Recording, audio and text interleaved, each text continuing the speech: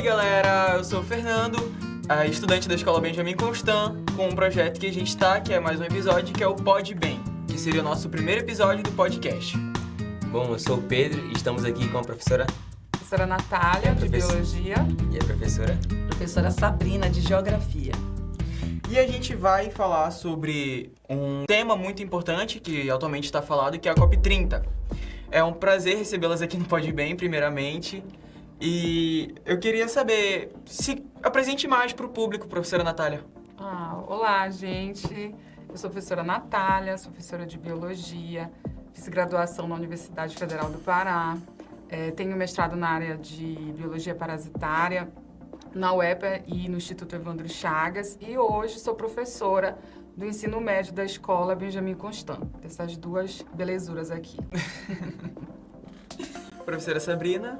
Então, eu sou a professora Sabrina, sou professora de Geografia, graduada na Universidade Federal do Pará e tenho mestrado em Ciências Ambientais e doutorado em Geografia, né? Hoje, eu faço parte, né, da rede pública do Estado e trabalho no Benjamin Constant. Bom, para começar, né, eu gostaria de saber o que vocês sabem da COP30, nas reuniões anteriores, esses objetivos foram atingidos? Bom, primeiro a gente entender, né, o objetivo geral da COP30. Então, a COP, né, é uma conferência, é um fórum internacional que reúne todos os países que fazem parte da Convenção das Nações Unidas sobre a mudança do clima, né? Então, o objetivo principal da COP é discutir sobre medidas e soluções para reduzir a emissão de gases de efeito estufa, né, que provocam o aquecimento global. E a COP30, né, que vem acontecer na Amazônia, tem esse objetivo, então, de reunir esses países e discutir. Então, sentar à mesa e pensar, estamos conseguindo cumprir os nossos acordos, as nossas medidas para reduzir o aquecimento global? Então, esse é o objetivo geral da COP. Além disso que a senhora já falou também, quais são as soluções para os problemas exatamente que a gente está tendo e o que já a gente debateu na COP30 nos passados está sendo atendida? Bom, esse é um grande desafio, né? Então, assim, anualmente, esses países se reúnem para pensar, por exemplo, como reduzir o uso, por exemplo, das fontes energéticas, né? De combustíveis fósseis, né? E fazer essa transição, então, de usar, por exemplo, energias renováveis, por exemplo. Mas isso é um desafio, né? Porque a nossa principal fonte de energia ainda é a queima de combustíveis fósseis, né? Então, estamos aí ainda vencendo esses desafios, não é isso, professora? Correto. Bom, eu gostaria de perguntar, né, por que Belém, né? Por que essa conferência ser realizada aqui? Porque antes, né, geralmente ela era feita em outros países, com mais recursos ou mais preparada. Gostaria de saber por que vocês acham que vai ser aqui? Bom, como eu falei, né, a COP, essa reunião ela acontece anualmente. Então, por exemplo, ano passado aconteceu em Dubai, né, nos Emirados Árabes, em 2022 no Egito. Então, sempre está muito concentrado na região central, né, digamos assim, nos países do norte, na Europa.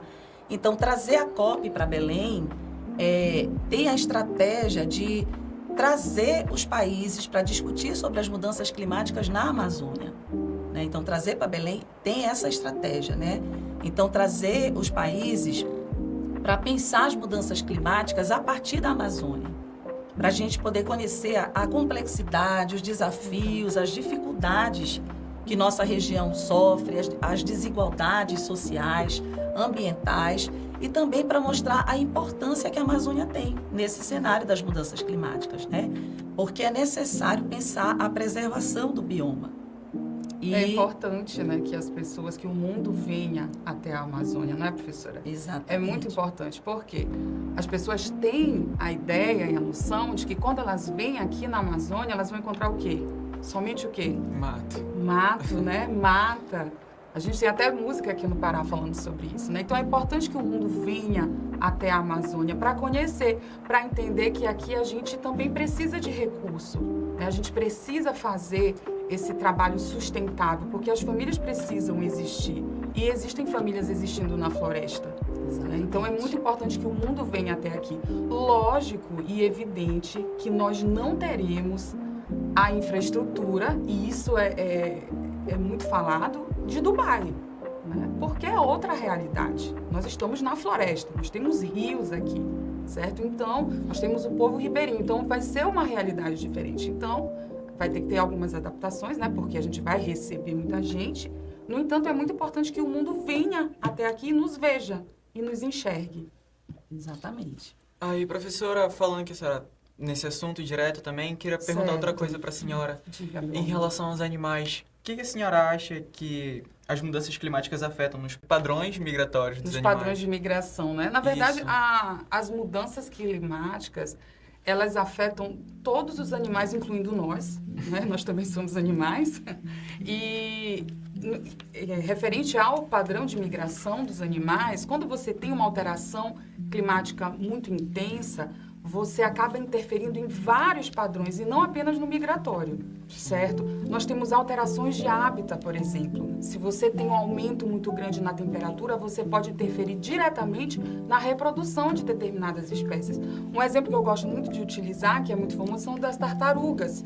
Né? A gente está com o aumento de temperatura, e isso já é sabido, né? Não adianta negar.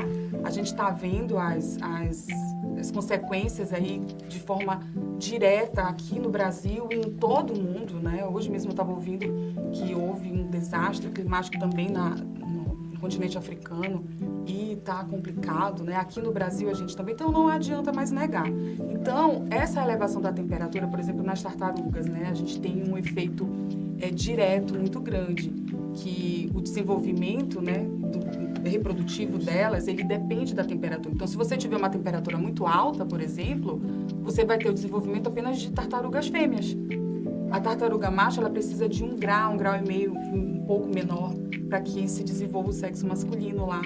Então, olha só, né, o impacto que isso pode causar, é a extinção de uma espécie. Né? Então, não só no padrão migratório, mas e no padrão migratório, por quê? Quando você tem um avanço do mar, né, por conta do aumento da temperatura, você tem também, você perde faixa de praia, onde alguns animais migram e vão lá e descansam, certo? Então, você tem mudança de hábitat, você tem mudança no ecossistema, você tem mudança no padrão de reprodução. Então, são vários padrões que são afetados e não apenas os migratórios. Tá, Fernandinho? Obrigado. Nada, querido. Bom, né? Eu queria saber, né, que já que é um assunto que vai ter que ser realmente tratado, eu queria saber como os estudantes e a comunidade escolar podem se envolver, né, nas atividades relacionadas à COP30 para promover a sustentabilidade nas periferias de Belém. Olha, eu vejo como uma grande oportunidade, né? Existem muitas críticas, né, pelo fato da gente sediar Belém, sediar a COP e não ter condições, né, infraestrutura, né, para tal. Mas a gente tem que pensar que isso não é responsabilidade só do poder público, né? Então, nós vamos sediar, nós vamos trazer países de quase todo mundo para cá, para a Amazônia, aqui para Belém. Então, eu vejo assim a escola como um ponto fundamental, né? Em que sentido? A minha proposta, né, o que eu vejo que é uma grande sacada, é as escolas realizarem projetos de educação ambiental nos bairros onde elas estão sediadas, né?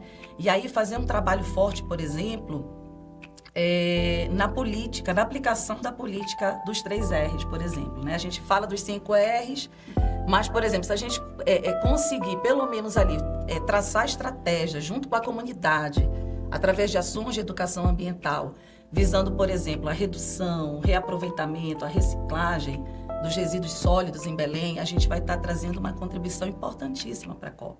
Sim. Né? Porque Belém tem um problema sério de saneamento básico, né? Um problema sério no gerenciamento dos resíduos sólidos, o nosso famoso lixo, né?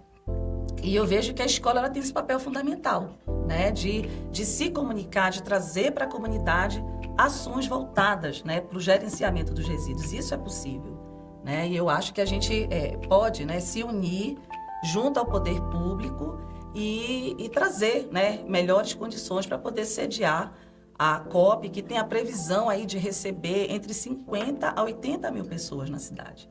Né? Então, projetos de educação ambiental nos bairros eu vejo que é bem importante. Eu gostaria só de fazer mais uma observação. Na nossa própria escola, no Benjamin Constant, né, a gente tem a professora Sabrina, que é a professora de educação ambiental de vocês, e eu fico junto com ela, né, dando suporte também. E a gente já trabalha com vocês também algumas questões, não é? Referência ao que ela falou, de sustentabilidade mesmo, né? Então, é importante que as escolas nos bairros, né? Mas, assim, uma coisa que eu sempre bato de educação ambiental. As pessoas, elas já sabem que não pode jogar lixo. As pessoas, elas já têm essa educação ambiental. O que falta mesmo é a consciência. Né? Porque você vai em centros turísticos de Belém e você encontra lixo no chão. Né? E aí, a gente vai culpar o governador? Claro que a gente teve, os políticos de um modo geral, né? Claro que a gente teve um período em Belém sem coleta, né? Que estava bem crítico. Mas a gente também tem que ter a conscientização da população. Imagina você estar com um turista, né? No Ver o Peso, por exemplo, que é um ponto turístico chave de Belém. E você tem lá as pessoas despejando lixo, despejando resíduo em local inadequado.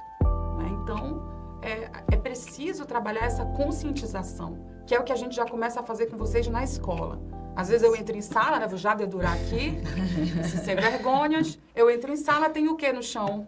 Bora, digam aí, Fernandinho. Bolinha de papel. Pedro Grau. Bolinha de papel. Bolinha de papel. Aí o que que eu faço? A professora chata, tia Nath, vai lá, bora, só vou começar lá quando juntar.